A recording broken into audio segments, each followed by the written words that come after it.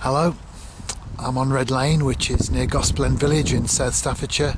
It's a freezing cold November day and I'm going to have a walk down to the brook at the bottom and see what I can find. I do walk Red Lane quite often, not particularly a place you would travel to if you were outside the area. In the last year I've seen raven, hobby, peregrine falcon, but usually just the ordinary birds, although to me all birds are special, so I certainly appreciate my time here. So, binoculars ready, got my Bedlington Terrier Twinkle with me. Let's go and see what we can find. This is one of the reasons why I like Red Lane. It's paved for most of the course, and so when it's raining you can have a walk along without getting too wet, certainly your feet anyway, keep those dry. And there's Twinkle, she loves to go out bird watching.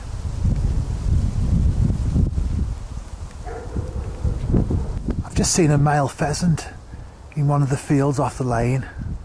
Unfortunately, by the time I got the camera ready, the bird had disappeared. Typical really, isn't it?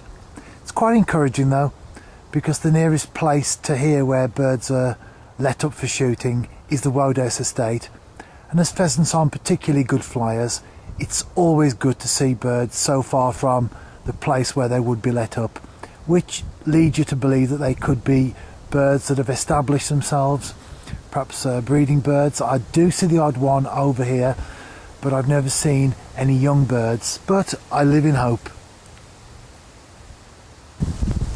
Spotted a grey heron on the field. It's the last field on the right.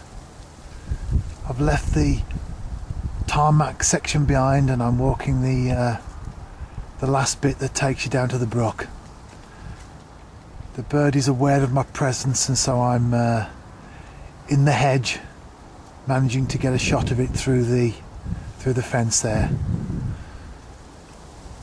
It's in the middle of a field. It's not unusual to see herons in fields. People who don't bird probably assume that you always see them by the side of water, which you do of course very often, but it's not unusual to see them in the middle of a field, sometimes quite some distance away from any sort of water. This is Pembroke behind me. Once you cross the brook you're actually onto Pencommon itself. Eventually, through a series of mergers, the brook finds itself in the Bristol Channel, courtesy of the River Severn. I'm going to turn around now and start to work my way back up the lane. I've seen 17 different birds so far, so that's probably about typical for Red Lane.